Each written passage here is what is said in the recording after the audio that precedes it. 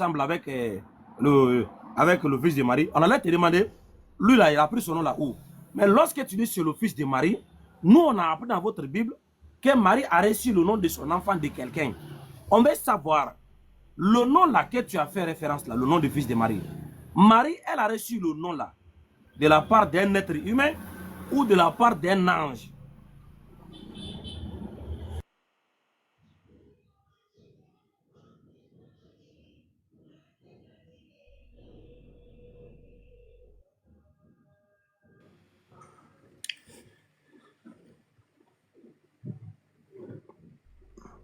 Les apôtres ont reçu les enseignements de quelqu'un qui s'appelait Jésus. C'est en son nom qu'ils ont baptisé. Ce Jésus-là, c'est le même qui était fils de Marie. Enfin, il ne faut pas dire qui était, qui est le fils de Marie. C'est le même Jésus. Il n'a rien à voir avec Jésus ou un autre Jésus. Parce que le seul au nom duquel les disciples baptisaient, c'était Jésus le Christ. Monsieur, la question n'est pas là. Le nom là, ce sont ses parents qui lui ont donné. Ils ont reçu ce nom-là de qui? Pour l'appeler comme ça. Le nom là évolue. Comment ils ont su que c'est son nom? Comment ils l'ont appelé comme ça? Pourquoi? Selon la Bible.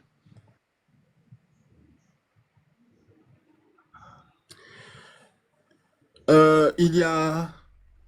Bon, je ne veux pas mentir, je vais peut-être paraphraser. Vous connaissez peut-être mieux, mais dans la Bible, on parle d'un certain Emmanuel. Allah. Signifie... Mais vous... Qui signifie... Attends, j'ai juste une question. J'ai juste une question. S'il vous plaît, vous voulez qu'on dise ce que vous voulez entendre ou bien vous me posez une question pour que je vous réponde? Nous voulons que vous nous disiez ce qui est dans la Bible. Marie là, elle a reçu au nom. Le nom qu'elle a reçu, qu'elle a donné à son enfant. Elle l'a reçu de qui? Est-ce que j'ai demandé non? J'ai dit, le nom là, elle l'a reçu de qui? Pour appeler son enfant comme ça. C'est quelqu'un qui lui a dit, c'est Dieu qui lui a dit, c'est un ange qui lui a dit. Elle l'a reçu de qui? C'est la question d'Oustaz. Vous parlez des apôtres ou des apôtres. Les apôtres ont entendu le nom. Les apôtres ont connu Jésus bien après, quand il était déjà adulte. Mais avant ça, là, il s'est passé quelque chose dans la Bible. Est-ce que vous connaissez ou vous ne connaissez pas?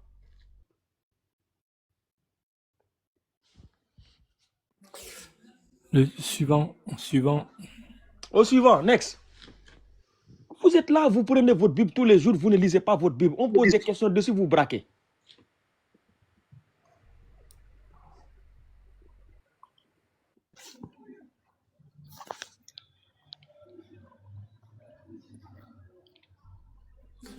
Patrick, on t'écoute. Ouais, Desailly. Oui, Petit photo. Attendez. Bonjour. Petit photo, vous et moi, vite fait, avant qu'on ne passe au sujet. Bonjour les gars. Ici, il n'y a pas les gars ici. Hein. Tes gars ne sont pas ici. Tes gars, tu les as dépassés dans ton quartier là-bas. C'est quoi les gars? Bonjour les gars. Vous êtes à la gare routière ou quoi? Oh, s'il vous plaît, monsieur. S'il vous plaît, hein. S'il vous plaît. S'il vous plaît quoi? Saluez vous venez quelque part, saluez les gens correctement. Bonjour, comment allez-vous? Mais bonjour les gars, c'est les gars ici. Monsieur Desailly. Petit photo. Bonjour, grand papa. Bonjour, il n'y a pas de souci. Vous avez dit dans les commentaires, qui jugera le monde? C'est qui jugera le monde? Moi, je ne sais pas. Ce sont des questions que moi je pose. Vous êtes chrétien? Voilà, moi je suis chrétien. Parce que j'ai entendu dans les différents débats qui se tiennent ici, par exemple au pays, avec les pasteurs, surtout dans le courant que c'est Jésus-Christ qui reviendra et qui jugera le monde. Donc moi je vais connaître, moi je vais savoir, est-ce que c'est la vérité, est-ce que c'est vrai? Selon votre Bible là, qui jugera le monde? Selon notre Bible, selon la Bible, c'est Jésus-Christ qui reviendra et qui jugera le monde. Vous y croyez, oui ou non? Moi je crois. Mais pourquoi vous nous posez la question? Mais c'est écrit dans votre courant, c'est écrit dans le courant. Donc moi je voulais avoir la confirmation pour savoir est-ce que c'est réel, c'est vrai. Vous pensez que c'est Jésus qui va juger le monde? Oui. Ok, d'accord. Mhm. Et vous y croyez? Oui. Et vous, on vous a dit que dans le Coran, c'est Jésus qui va juger le monde. Mais puisque c'est écrit, Non, je n'ai pas donné la sourate. Je peux donner. C'est écrit où? attends, pardon, parce que je n'ai pas la sourate là. Non, c'est pas fait des trucs. Moi, je n'ai pas la sourate, mais c'est écrit dans le Coran Vous allez chercher. que Vous c'est allez lui qui chercher. Non, que c'est le fils de Marie qui reviendra. Hey, quand vous dites quelque chose ici, là, il faut donner. C'est écrit où? Vous n'avez pas, j'ai pas la sourate et vous me dites que c'est écrit dans le Coran. Attends, est-ce que je peux faire. Laissez-moi, je vais me muter, je vais faire rechercher la sourate rapidement puis je reviens. Ah, bismillah. Voilà, coupe ton micro, voilà. Coupe ton micro, Ok. va chercher. Mais tant que tu ne trouves pas là, ne faut pas ouvrir ton micro. Hein. Ne faut pas ouvrir ton micro pour faire commentaire. Hein. Ou bien, tu ouvres ton micro, tu vas avouer devant tout le monde que je me suis trompé. Voilà. Hey, mais qui a fait descendre Ambre? Laisse-le, laisse-le. Il a besoin d'un enseignement, laisse-le. Il y a Carmen qui est là. Je pense que lui, Oh, c'est un ah pasteur, oui. là, vu comment il est habillé là.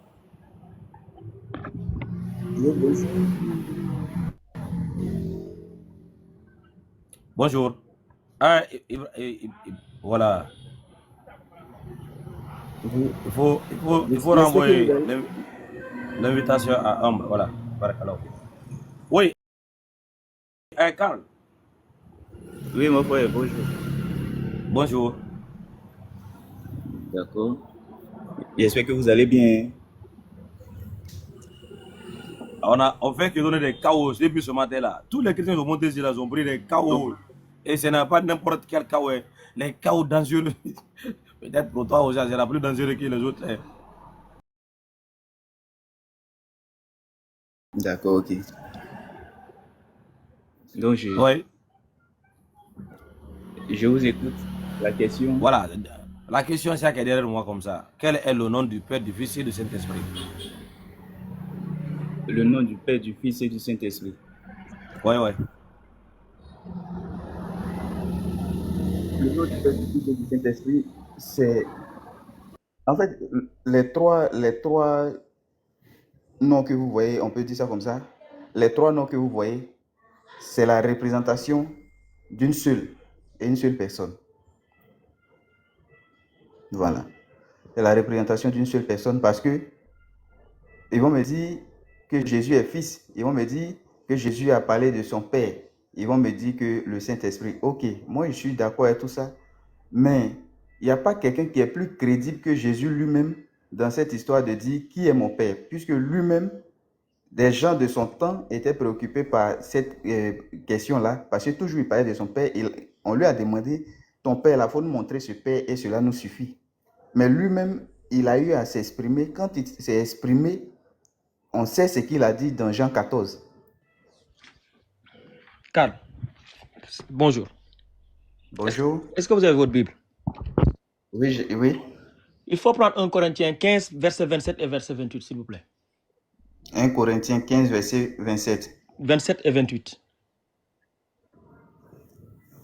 1 Corinthiens 15, verset 27. Et verset 28. Et verset 28. On commence par le verset 27 d'abord. 1 Corinthiens 15. Oui. Si vous voulez, je peux lire pour vous. 1 Corinthiens 15, verset 27. On commence par le verset 27. 27 déjà. Dieu, en effet, a tout mis sous ses pieds. Mais lorsqu'il dit que tout a été soumis, ou lui a été soumis, pardon, il est évident que celui qui lui a soumis des choses est accepté. Dieu est accepté de quoi ici? Attendez. Dieu est accepté de quoi ici? Calmez-vous. Ah, mais je suis très calme. Je ne fais pas de débat où voilà, les gens sont suffoqués là. Ça, j'aime pas ça. C'est moi qui ai donné le verset, non? Oui, vous avez donné le verset. Mais est-ce que j'ai le droit de faire... Est-ce que j'ai le droit de... Attendez. Est-ce que j'ai le droit de faire ce que je veux avec mon verset? Répondre à votre question, donc non, je demande. Si je donne le verset, est-ce que la question me revient? Vous donnez le verset, vous posez une question. Quelle est la question que j'ai posée? Vous voulez poser une question, donc laissez-moi maintenant, j'ai la latitude. Non, vous allez faire quoi? Vous n'avez pas la latitude. C'est moi qui ai donné le verset. C'est moi qui Posez donne la le verset. question. Je sais pourquoi Posez j'ai la donné le question. verset. Laissez-moi vous Posez dire la pourquoi je donnais le verset. question. Vous n'allez pas me dire ce que je fais du verset. C'est moi qui vous ai demandé de prendre. Monsieur, exprimez-vous, je vous écoute. Le Père est accepté de quoi ici? Dieu est accepté de quoi? Dieu est accepté de la soumission. D'accord. Verset 28.